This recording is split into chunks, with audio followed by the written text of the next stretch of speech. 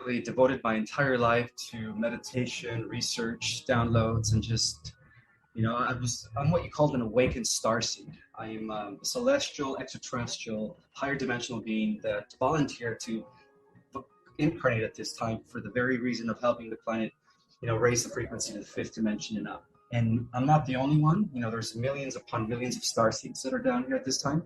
I just happen to have a clear understanding from the moment that I even became conscious of it. So as a little boy, I knew I was different. I started playing with telepathy because I had the gift, I guess, to communicate with animals and plants, and I could also read people's thoughts. And one day I actually decided to entertain the concept of telekinesis because as a kid, I knew that I wasn't just a particle. I knew that I was also part of the wave, which is the ocean of energy that exists all around us. Science calls it quantum singularities or unified field, right? It's the universal intelligent field that permeates all of existence. So I knew that I was also that. And because I wasn't yet indoctrinated to, like most people have, to the idea that, we're limitless, or we have limitations, or that we're mortal, and we can't really do that stuff. I was not yet, I guess, my brain wasn't yet filtered by society, I guess is what I'm trying to say. So when I was 4 or 5, I started teleporting little toys from one room to the next. And then one day my grandmother actually walked in and she thought I was possessed by a demon and called the local priest to come throw holy water at me.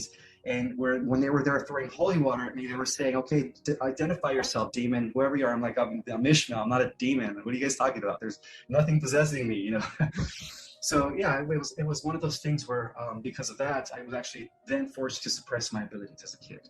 So I was already fully, connected with my higher self, you could say. So from the age of 5 to the age of like maybe about 18 to 19, I really, really just suppressed my abilities. Although at times, I would, these abilities would come about. I would start reading people's thoughts when I was a teenager, and I thought I was going crazy after so many years of suppressing it. And I was thinking to myself, why is this happening to me? Why am I picking up on other people's thoughts? This is unusual. So the whole point is this, I suppressed my abilities all throughout my childhood and throughout my teenage years up until the age of 19 when I was introduced to a meditation called Kriya Yoga. And I started practicing Kriya Yoga, which is a form of Kundalini activation. And when I started doing that, all of a sudden my mind, my uncorrupted, non-indoctrinated mind came back, that was fully connected to my higher self. And when that happened, that's when I started getting downloads again. So at the age of 19 and 20, I began on this journey to uncover and really just, I was hungry for knowledge. So I started researching things for myself. I started reading everything about philosophy, political science, metaphysics, psychology, but that wasn't enough. It wasn't until I started researching the mystic, esoteric knowledge. And when I started researching the mystic, esoteric knowledge, that's when I felt some sort of connection. And then as I was getting downloads about these galactic scenarios that were taking place, I thought I was actually going crazy because I didn't understand that back then I was still under the impression that it was just one world and there was no other, worlds out there who had their own histories. So I started researching about exopolitics and the connection to the off-world entities to validate my dreams and my downloads about these galactic wars that, I was having visions of galactic wars that were taking place in the history of our galaxy. And so I started researching it in order to confirm it. And that's when my journey began, Janine. From the age of 19, 20, no kidding, I dedicated my life to uncover really what's really going on, to see what reality really is. And I came to the realization that, we are living in a hologram, and a simulation, I'm sorry. And that, we are part of a system of many worlds with many dimensions, and that, we are part of a multiverse.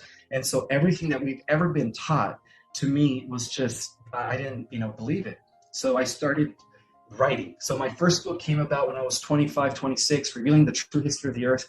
Now, in this book, I don't really go much about off-world entities. I really just talk about the truth behind these secret societies and their influence on society.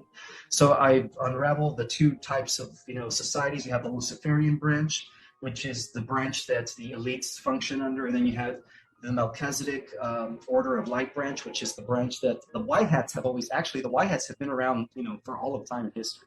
yeah, that battle between good and evil could actually be traced off-world. So I came to discover that, these brotherhoods existed, and that everything that has ever transpired in the history of the earth was either maneuvered for good by the Brotherhood of Light or for evil by the Brotherhood of Darkness. And so that book, just kind of gives you the suppressed history of the earth. That was called The Secret Government. I published that in around 2008, but then I came to discover that this whole battle between the white hats and the elites, the dark elites, the black nobility, whatever you want to call them, is actually about a small reflection of a greater war that's been going on in our Milky Way galaxy for millions and millions of years between two, alien groups. One of them is represented by human-like species, and the other one is represented by greys and Draco reptilians and mantis and insectoids and so on and so forth. So I came to discover that we're in the middle of a galactic war. And then as I further researched the scenario, I came to discover that that was rather an even smaller reflection of a bigger war that was going on in the entire cosmos involving many universes. And then that's when I discovered that the ultimate war is against artificial intelligence, really the ultimate evil in life and the cosmos. So so that's a quick glimpse as to how I discovered all this information. And so I just published my book about 9 months ago, my second book, Our Cosmic Origin, which actually reveals the true history of the Earth as it ties into the history of the galaxy, and also revealing a bigger picture of cosmology and how our universe is part of an organized cosmos known as the Central Mother Universe. Yeah, so that's, By the way, viewers, we're going to have links below to these books that he's talking about. I can't wait. Somebody's sending me your second book, but I didn't understand you had a first book. So that's kind of exciting. I'll have to check that one out too, because that's fascinating to me. Anything to do with sort of the dark hats and the white hats is fascinating. And I'm only calling them those corny names because we can't say the real names on YouTube. So I can't wait to read your books, actually. So I'm going to have those links below, so that no problem, people. You're going to have the links below. A little heads up. I'm sorry to interrupt. Is that the secret government is no longer in circulation? That book reveals so much that I actually wasn't able to republish it or re-edit it. I mean, do a second edition. Okay. It hasn't been in circulation for over, I guess, 13 years. Okay, so I can't probably get my hands on the first one? No, just the second one. Okay, well, we'll go forward then with the second one. But I was going to ask, are you in contact personally with any off-world, and I don't know what to call these energies, but sort of non-human living energies, I guess, or off-worlders? You're in personal contact with them? Yes. Do you want to tell us about that? Sure, yeah. I'm very connected to a collective known as the Pleiadians. I know most of the commanders that are actually working for the liberation of our planet by name, because of the fact that in my astral form, I'm able to attend galactic meetings and really be a part of what's going on in the galaxy. And I've been doing this for many years. So not only am I connected with members of the Galactic Federation, such as those that are working with the Pleiadian Collective, the Arcturian Collective, as well as the Andromedan Council Collective, but I'm also connected with a higher group of intelligences that operate beyond the levels of our galaxy. And those are known as the meta-terrestrial races. Some of the names are known as, I guess they're called the Azurites or the Elohim. Those are the ones that are overseers of universes. And so I'm also very in touch with the Order of the Azurites, which is also known as the Order of the Emerald Covenant as well. Wow. So there's a really big I guess, debate that goes on in truther communities right now. And let me know if you don't want to touch on this, but the debate is between flat Earth and round Earth. And I'll just say my interpretation by looking at the cards, I'm getting it's neither. And it's more of a, like you're calling things multiverse, right? It feels more energetic and it doesn't feel like a shape. So when I look at the cards, I don't feel like it's either of those things. I feel like it's literally, there was a drawing I saw that almost looked like it was several things all at once. Is any of that making sense? How do you feel about things like that? Do you have a personal opinion about the shape of the Earth? Yes, it's exactly, the Earth is the shape of the galaxy and the universe. It's a toroidal field. It looks like a funnel in the middle, spinning energy. That's why it's spinning on its axis. And then it looks like it's coming like that, on the center. So it's a toroidal field, just like what we are. We're toroidal fields as well, which explains the light body activation of the Merkaba. So Wow. Okay, I just came to that. I was doing we were doing a look at it on a pay-per-view with Jean-Claude recently, and he showed a picture of that, and right away my intuition went, that's it. It had the funnel in the middle. It's like what you're describing. Yeah, it's not, so that's going to be interesting for the flat earthers and the round earthers. And I had that feeling for a really long time. That's too simplified. It's round, it's flat. Doesn't make sense to me. And there were too many weird things about either way didn't make a lot of sense. So I'm glad you cleared that up for us. hey, you're welcome. Sorry, I have the leaf blower guys outside doing. Oh yeah. That's always fun when you got the people doing yard work right outside the window. I've had that happen. It's all good. It's all good. Listen, I really wanted to know what you thought about what's going on right now, like this last 3 years. And I know this has been going on in that interview we watched with you and Nicholas Veniamin. You were talking about billions of years, I think you said. So we know this has been going on, this war, this spiritual war against good and evil, that sort of thing. But the last 3 years, it seems to have really ramped up, or a lot of people just really clued in maybe. So what's your version of what's been going on here in the last 3 years? What's taking place in the last 3 years is the final conflict between good and evil, but on all levels of reality. So as I mentioned in Nicholas's interview, this whole war began about 900 billion years ago. And it didn't even originate in our local universe, which is part of the 12th creation. It actually originated within the 11th creation in a universe that went rogue after it developed the AI. That became known as the Old Empire. So we are part of 12 creations. So one of the things that I reveal in my book is that our Earth, our galaxy, and our local universe hangs within the 12th creation. So that's why everything is like in the magic number of 12. You have the 12 signs of the zodiac, you have the 12 chakras, the 12 strands of DNA, the 12 tribes of Israel, so forth and so on. So we're part of that creation. So when this entity evolved, when this entity destroyed the old universe and became the old empire, they figured out a way to actually access other universes and infiltrate. So each universe is known as its own reality. So just how there is multiple dimensions, densities, and worlds in multiple universes, well, it's because each universe has its own reality and its own densities and its own dimensions and its own laws of physics. So this war broke out then, and what happened was, in order to secure the 12 dimensional gates that lead to the mother central universe, the central race of Havana, which is the always existing race that has always existed, and they are our progenitor race, they are our ultimate ancestors. At the same time, they are us in the future. So it's kind of weird how it all ties in a sense where we're all, we are them and they are us.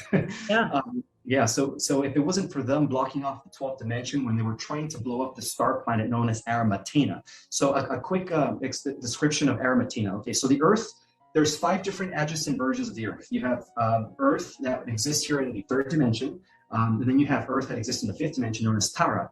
And then you have Earth that exists in the 8th dimension known as Gaia. And then you have the Earth that exists in the 12th dimensions known as Arimathena. And then finally you have the original eternal Earth known as Sophia, which exists in the 15th dimension. And that's kind of relates to the eternal spheres of the mother universe. So this AI, rogue, invasive AI was trying to get to those levels, because they knew that if they got to those levels, they would destroy all of life. So what the central race did, in an effort to preserve the organic way of life and the multiverse from this AI, is they created a plan where many universes came into council and said the only way to counter attack or counter defend and defeat cosmic virus, as it's called in the multiverse, is by combining all the energetic essences of all the celestial races in all the universes and putting them into one genome. So that initiated what became known as the Great Intergalactic Experiment, and Earth was the place for that. So the Earth is like a living cosmic library, actually, Janine, containing all of the flora, fauna, and seedings from across the entire multiverse in one spot. So that's why Earth became the most special and unique, and in essence, the most coveted planet in the multiverse. Because it's got the ultimate. Because everything is data, as you know, everything is part of the simulation. We live in a 12th dimensional simulated matrix, and we're just existing in the third aspect of that, third level of dimension of that, when there's like others. But Because everything is a hologram in the sense where the physical universes are a manifestation of the unmanifest, which is the eternal mind of God. They had to secure. I guess. Hold on, I lost my train of thought. All this information is coming at once.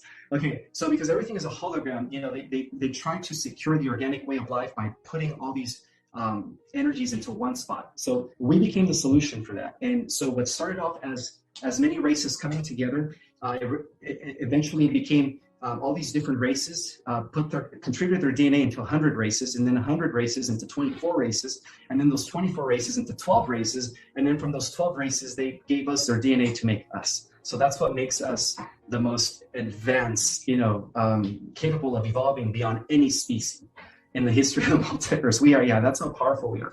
So to the cosmic community, we're considered royalty, we're considered the hope of the universe, and we're also considered, the newfound powers and the new guardians. Once we activate the dormant DNA, we're going to be the new guardians of the many realms and universes. Mm-hmm. So that's the reason why this AI is after us, because in order for that AI to go past the 12th dimension, they have to access our genome. And that's the reason why that correlates to what's happening here on our planet with the, stuff that they're giving the people, the Jabadoozers, those that are getting the Jabadoos are part of they're trying to change and modify their genetics and at the same time assimilate their genetics so that this AI could eventually reach past the 12th dimension into the eternal spheres. So what's happening right now is just a final, a final play out of this cosmic war that's been going on for billions of years. Mm-hmm.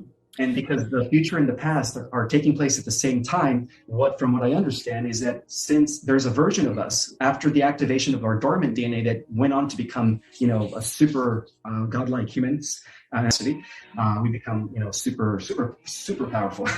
And so because we did win that war against the AI, that is now reflecting in what happens here with the defeat of the Dark Hats by the White Hats and the Earth Alliance. So what started off as a war in the multiverse has gradually been cleansed by the forces of good, narrowing that battle down just to what we call the hub of all existence, because the Earth is the hub. It's at the center of all probable timelines. This is where they all converge, based on my understanding. Yeah.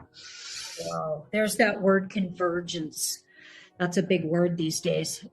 It seems to me that a lot of the information we're getting from who's considered the White Hats is that this has already been won and we're watching it play out almost like a movie.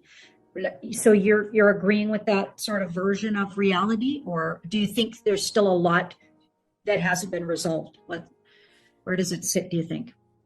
So the way the galactics work is they always begin to clean house from the highest levels of reality and then down.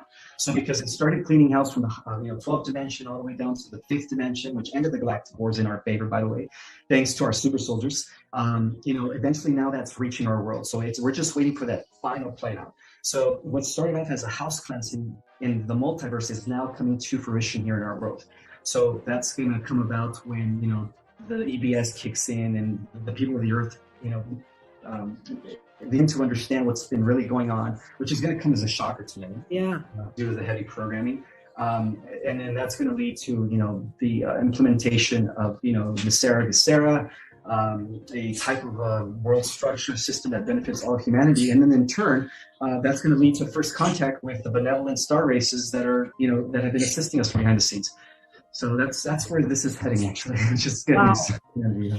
So a lot of those things that a lot of people say sound like hopeism or hopeism or whatever could actually be things realistic to look forward to. Absolutely. And the funny thing is, I've been getting that consistently in the cards, and I get a lot of flack for it. Everybody thinks I'm being way too optimistic, but it's not that I'm saying sit on your laurels and just sit back. There's lessons to learn. Everybody individually needs to rise their vibration. That's just my opinion. We all need to put our energies and focus our energies in a positive future. That's my opinion is, and I agreed with what you said on Nicholas Veniamin. I think you were saying something about daily meditation. You used that word, I think, where you stay in the present moment. And that's the best place to stay because we're co-creating our future basically with presence. And I don't know, you probably have a better way to say it. How would you say that? What's our job right now? humans right now? Our job is to just stay focused in your presence, because where energy goes, that's where the universe materializes your thoughts, because our thoughts are co-creating our reality at the same, simultaneously with the universe. Yeah. So in essence, whenever you put your consciousness in the presence, not only are you affecting your current circumstances around you in a positive way, but you're also affecting versions of yourselves, and then you're also affecting the past. So yeah, it's very important that people stay in the presence, because that's how we create the ultimate timeline that we want to end up in. Right. Now, for the heck of it, I want to ask, what's your opinion of Mr. T, I call him, it's his birthday today, so Trump's input here. Seems like he has an important role, or he's aligned with the White Hats. That's certainly what I'm getting, but if you disagree, let us know. What are your feelings on Mr. T? Mr. T is definitely part of the alliance, as well as the Russian president. They're working together from behind the scenes, by the way. And so he's definitely not only a White Hat, but he's part of the bloodline that is associated with the White Hat. See, one of the things that I revealed in my first book, and as to why they didn't let me republish it or redo it, do it in addition, a second edition, was because of the fact that I did associate a certain bloodline with both, the dark elites and the White Hats, going back to Abraham and the original Israelites. Well, the original Israelites were, the progenitors of the White Hats. That's where, we had King David, Solomon, Jesus, Mary Magdalene, and then they also had children, and then later those children were protected by the Knights of the Temple, which, by the way, the Da Vinci Code is more of a documentary. There's a lot of truth. So that's where we get the origin of the White Hats. The White Hats have always been around. So Trump is part of that bloodline, as well as J.F. Kennedy Jr. And I think even Abraham Lincoln and a few other generals, including General Flynn, they're all related. So that's why they're all working together. And so definitely Mr. T is being very instrumental in the restoration of our republic as we proclaim our second American Revolution, because that's what's happening right now. Yeah, there are two coexisting governments. There is the rightful constitutional republic that is, that has the support of the military, and then there's the fake,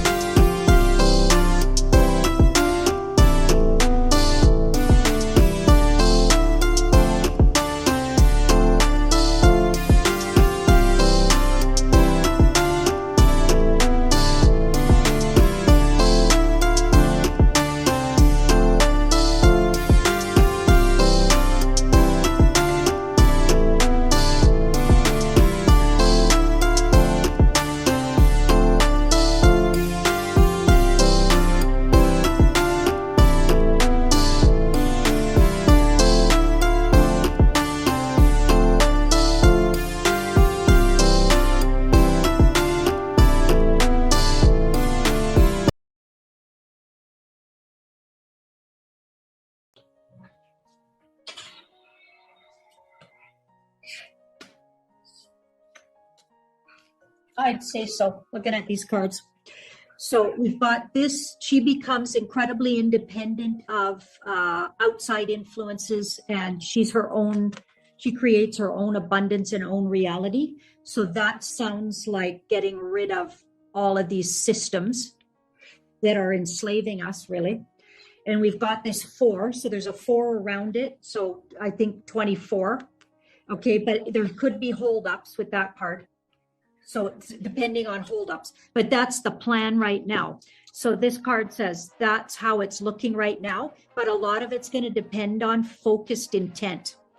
This card's about spiritual focused intent, which is something I talk a lot about to my audience, is we need to intend, visualize, and believe that could be possible. So I think if we kept vibrationally believing that's possible and didn't fall into fear, and because so many people fall back into fear, and I think the fear And that's why all the fear mongering out there, and that's one of the dark hat's biggest, tools against us, is what I believe. So if the more we focus on that intention, the very more likely it is. So it looks like you got the right idea. Oh, nice. Which just verified the solar flash, the great solar flash, because that actually coincides with the transformation of our DNA into a crystalline DNA, allowing us to become multidimensional again. Wow. That's fabulous. I even got the solar flash could come before September or around September. Now, I know these things can change. And even when you talk about we're dealing with future, past, and present all at the same time, kind of timelines aren't exactly. But the feeling I got is the potential is there that it could come as soon as, like you said, this year anyway.